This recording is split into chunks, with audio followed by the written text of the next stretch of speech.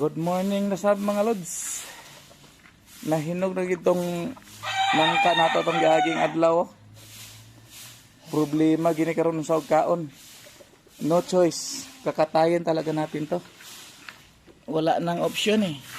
Wala tayong baboy, wala din tayong kambing, walang baka, walang kakain, tayo lang. Okay. Let's start. Okay. No, may mga sira pero okay na to. Iwasan lang natin yung sira-sira. Yun no, sira pero maganda pa. Ipatulo natin yung dagta niya. Mamaya ka na. Ito, may isa pa. Hindi ito pahuli yung isa. Hindi rin siya pahuhuli.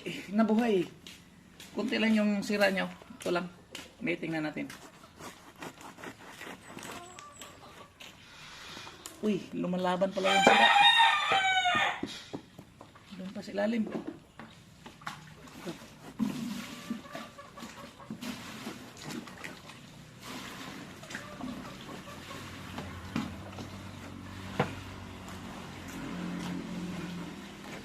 Sobrang crispy lods oh. Kunti na lang yung sira. Hindi na. Look.